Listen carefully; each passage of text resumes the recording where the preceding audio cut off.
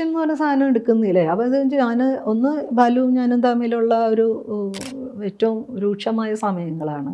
പക്ഷെ അപ്പോഴും ഞാൻ ബാലു പിരിയുന്നൊന്നും വിചാരിക്കുന്നില്ല. വേറൊരു പ്രണയമുണ്ട് എന്നുള്ളതിൻ്റെ എൻ്റെ ആ പ്രണയത്തിൽ ഞാൻ എടുത്ത ഒരു നിലപാടെന്ന് പറഞ്ഞാൽ സ്വാഭാവികമായിട്ടും കുശുമ്പ് തന്നെയാണ് ഏതൊരു പാർട്ട്ണർക്കും ഉണ്ടാകുന്ന.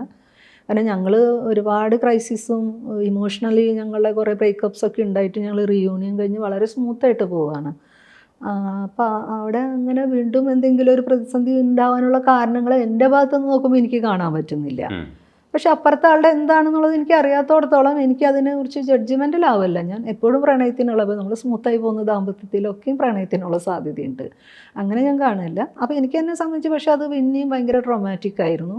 പോരാത്തന്നെ ഈ മെനോപോസ് ഇഷ്യൂസൊക്കെ ഇങ്ങനെ പെരിമെനോപോസ് നടന്നുകൊണ്ടിരിക്കുന്ന കാലമാണ് ഞാൻ. അപ്പോൾ അത് പറയുന്ന പോലെ ഉണ്ട്, ബെഗ് ചെയ്യുന്നുണ്ട്, നിങ്ങൾ എന്നെ ഒന്ന് ഹോൾഡ് ചെയ്യൂ, എനിക്ക് തീരെ പറ്റാണ്ടായിട്ടുണ്ട്, ഞാൻ ഭയങ്കര ട്രോമാറ്റിക് ആയിട്ടാണ് പോകുന്നത്, ഇനി അങ്ങനെ ചെയ്യല്ലേ എന്നൊക്കെ പറഞ്ഞ് കരയുന്ന ഒരു കാലം കൂടിയാണത്. അപ്പോൾ ഇത് കുറേ മുമ്പ് കൊടുത്തു വിട്ടതാണ് ഓഡീഷൻ, പിന്നീടാണ് വരുന്നത്. അതായത് ആദ്യം ചെമ്പൻ ചെയ്യാൻ പോകുന്നു, പിന്നീട് അത് ഒരു കൊല്ലത്തിനുള്ളിൽ ലിജോ ആണ് ചെയ്യണമെന്ന് പറഞ്ഞാൽ ഓഡിഷൻ മസ്റ്റാണ്, ഞങ്ങൾക്ക് സേ ഒന്നുമില്ല, അതുകൊണ്ട് വന്ന ആളുകളെ തന്നെ അറ്റൻഡ് ചെയ്തവരെ തന്നെ നമ്മൾ സെലക്ട് ചെയ്യുള്ളൂ എന്ന് പറഞ്ഞപ്പോൾ ഞാൻ പോകണ്ടെന്ന് വെച്ചതാണ്. പിന്നെ മക്കളും ചെമ്പനും ഒന്നും കൂടെ റിമൈൻഡിങ് കോളൊക്കെ കിട്ടിയപ്പോഴാണ് ഞാൻ പോകുന്നത്. അവിടെ ചെന്നിട്ട് എനിക്കിങ്ങനെ ഒരു പൊറുതികേട് എന്ന് പറയില്ലേ, ഇരിക്കാൻ വയ്യ, നിൽക്കാൻ വയ്യ, വെള്ളം ഇങ്ങനെ കുടിച്ചുകൊണ്ടിരിക്കുന്നുണ്ട്. അപ്പോൾ തലേ ദിവസം മുഴുവൻ ഉറങ്ങിയിട്ടൊന്നുമില്ല, ഈ കരഞ്ഞു പിഴിഞ്ഞൊക്കെ ഇരുന്നിട്ട്. അപ്പോൾ ഞാൻ എന്താ ചെയ്യാന്നുള്ളതാണ്.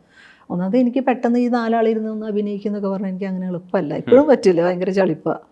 അപ്പോൾ ഞാനിങ്ങനെ എന്തപ്പോൾ ഞാൻ ചെയ്യാമെന്ന് ആലോചിച്ചിരിക്കുമ്പോൾ എനിക്ക് പോയാൽ മതി, ഒരു അരമണിക്കൂറൊക്കെ ഇരുന്നത് എനിക്ക് ഒന്ന് ബാത്റൂമിൽ പോകണം. അപ്പം അത്തരം കാര്യങ്ങളൊന്നും എനിക്ക് ഒരു എളുപ്പമില്ല, ചളിപ്പില്ല. ഞാൻ നേരെ പോയാലോ എക്സ്ക്യൂസ് മീ എന്ന് പറഞ്ഞു. അപ്പോൾ അവരിങ്ങനെ എന്താ, അല്ല എനിക്കൊന്ന് ബാത്റൂമിൽ പോകണം എന്ന് പറഞ്ഞു. എവിടെയാണ്? അപ്പോൾ അവർ പെട്ടെന്ന് ഇങ്ങനെ തീരെ എക്സ്പെക്ട് ചെയ്യുന്നില്ലല്ലോ. അവിടെയാണോ, അപ്പോൾ ബെഡ്റൂമിനകത്ത് എവിടെയാണോ പോകേണ്ടത്, അതോ വർക്ക് ഏരിയയിലുള്ളതിടത്തേക്കാണ് വിടേണ്ടതെന്നുള്ള കൺഫ്യൂഷൻ. അവിടെ ഇവിടെ ഇങ്ങനെ ഞാൻ പറഞ്ഞു, ഒന്നുമല്ലോ മൂത്രമൊഴിക്കാനാണ് ഇങ്ങനെ പറഞ്ഞു. അപ്പോൾ അവർ ചേച്ചി ഇവിടെ പോയിക്കൊന്നു. ഞാൻ പോയി ബാത്റൂമിൽ പോയി നേരെ വന്ന് താങ്ക്സ് എന്ന് പറഞ്ഞാൽ അങ്ങോട്ട് പോകുന്നു. അത് കഴിഞ്ഞിട്ട് പിന്നെ കുറച്ച് കഴിഞ്ഞിട്ടാണ് വിളിക്കുന്നത്. അപ്പോൾ ഒരു പ്രാഥമികമായ ഒരു ഇൻ്റർവ്യൂ, പേര്, നാട്, ഊര്, എന്ത് ചെയ്യണു, ഇവിടെ തന്നെ ഉണ്ടാവോ, വേറെ ജോലി ഉണ്ടോ എന്നുള്ള അങ്ങനെ പ്രാഥമികമായ കാര്യങ്ങൾ കഴിഞ്ഞിട്ട് തന്നെ പുറത്തിരിക്കാൻ പറയുന്നു. അപ്പോൾ ഞാൻ ആലോചിക്കും, ഇനി എപ്പോഴായിരിക്കും ഇനി ഓഡീഷൻ, എനിക്ക് ഈ പേപ്പറും തന്നില്ല, ഡയലോഗ്സ് തന്നില്ല, എന്തായിരിക്കും എന്ന് ഞാൻ ആലോചിച്ചിരിക്കുമ്പോൾ ചെമ്പ വന്നിട്ട് പറയാം, ചേച്ചിയാണ് കേട്ടോ നമ്മുടെ അമ്മ, നായകൻ്റെ അമ്മ. നായകനാരാന്നൊന്നും അറിയില്ല. ഞാൻ പറഞ്ഞു ആണോ, അപ്പം എനിക്ക് ഓഡീഷൻ ഇല്ല, നമുക്ക് ആ ആറ്റിറ്റ്യൂഡ് മതി ചേച്ചി, ഇപ്പോൾ വന്ന ആറ്റിറ്റ്യൂഡ് ഉണ്ടല്ലോ അതേ വേണ്ടു. ഭയങ്കര സമാധാനം. പക്ഷെ എങ്ങനെ അഭിനയിപ്പിച്ചിരുന്നെങ്കിൽ ഇന്നും ഉണ്ടായിരുന്നില്ല, ഈ ഇന്റർവ്യൂ ഉണ്ടായിരുന്നില്ല.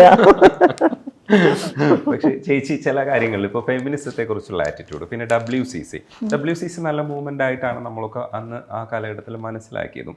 അതേപോലെ ഈ ഫെമിനിസത്തെ കുറിച്ചുള്ള ചേച്ചിയുടെ ചില നിലപാടുകളൊക്കെ സത്യത്തിൽ ഫെമിനിസത്തെ എങ്ങനെയാണ് അഡ്രസ് ചെയ്യേണ്ടതെന്ന് സംബന്ധിച്ച് ഒരുപാട് കൺഫ്യൂഷൻസ് എല്ലാവർക്കും ഉണ്ടാവും. കാരണം അത് അങ്ങനെയാണ്, ഭയങ്കര പ്രിമിറ്റീവ് സ്റ്റേജിൽ തന്നെ നിൽക്കുന്ന ഒരു ശാഖ എവിടെ, കേരളത്തിലും ഇന്ത്യയിലൊക്കെ. അപ്പോൾ അതിൻ്റെ ഒരു തുടർച്ചയായി പോയോ ഈ WCCയുടെ വർത്തമാനങ്ങളും, ഇല്ലെങ്കിൽ അതിൻ്റെ ഉള്ളെന്താണ് ശരിക്കും? ചേച്ചി എങ്ങനെയാണ് മനസ്സിലാക്കിയെടുക്കണേ? ഞാൻ അതിൽ തന്നെ പുസ്തകത്തിൽ പറയുന്നു, WCC ഉണ്ടാകുന്ന ഒരു മൊമെൻ്റ് നമ്മൾ മനസ്സിലാക്കണം. അതിനൊരു ചരിത്ര പ്രാധാന്യമുണ്ട്. കാരണം വളരെ പ്രിമിറ്റീവ് സ്റ്റേജിൽ നിൽക്കുന്നതെന്ന് തന്നെ പറയണം നമ്മുടെ ഇൻഡസ്ട്രിയൊക്കെ, പ്രത്യേകിച്ച് മലയാള ഇൻഡസ്ട്രിയൊക്കെ. പിന്നെ സിനിമയുടെ ചരിത്രം നോക്കുമ്പോൾ അത്ര വലിയ ചരിത്രമൊന്നും പറയാനില്ലല്ലോ. അങ്ങനെയുള്ളൊരിടത്തുനിന്ന് ആദ്യമായിട്ട് സ്ത്രീകളുടെ ഒരു മേൽക്കൈയിൽ ഒരു കൂട്ടായ്മ ഉണ്ടാകുന്നതിൻ്റെ ഒരു ചരിത്ര പ്രാധാന്യമുണ്ട്. അതിനുള്ള സാഹചര്യം ഒരുക്കുന്നത് മേ ബി കുറച്ചും കൂടി പ്രിവിലേജ്ഡ് ആയിട്ടുള്ള ഒരു നടിക്ക് അങ്ങനെ ഒരു ആപത്ത് നടന്നു എന്നുള്ളത് തന്നെയായിരിക്കാം.